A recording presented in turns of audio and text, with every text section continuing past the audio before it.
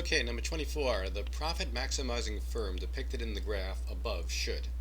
Alright, let's just take a look at the graph to see what we could figure out.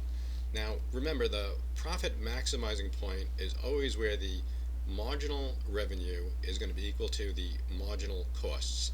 And we see that happens right where they drew the line. Okay, so at this quantity, we see that the average total cost, right, we go to the average total cost curve is right here, right? So his cost is actually higher than the price. So this company is in trouble, right? Because at his profit maximizing point, the quantity he makes there is sold for this price, but his average total cost is actually higher.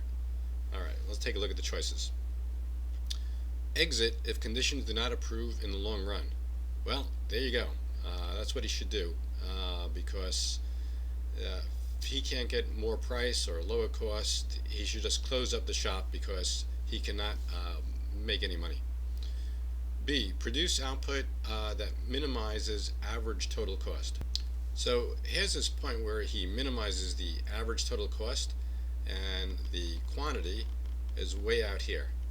If he made that quantity, the price would be even lower than what it is now. He'd be losing even more. So setting that does not help this firm at all. So that is not the correct choice. Increase price to maximize profits. Well, he could try to do that. So he could keep increasing the price along this demand curve, but at no point is the price that he is going to make actually result in the average total cost being less than the price that he's making or the revenue he's taking in. So he's got no hope at all by even changing the price along the demand curve. So that would not be true. Increase output to maximize profits. He's already at the price that maximize profits, even though there aren't any, so I guess it's minimizing losses. So that is not correct.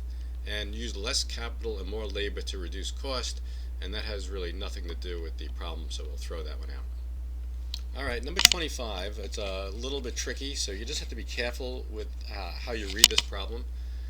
If the average variable cost of producing 5 units of a good is $100, and the average variable cost of producing 6 units, one more, is $150, then the marginal cost of increasing from 5 to 6 units, right? So it says marginal cost. It does not say average cost. It is just a marginal cost. So when we say the marginal cost, we're talking about the cost of doing the one extra piece, but it's the total cost of doing one extra piece. So the first 5 pieces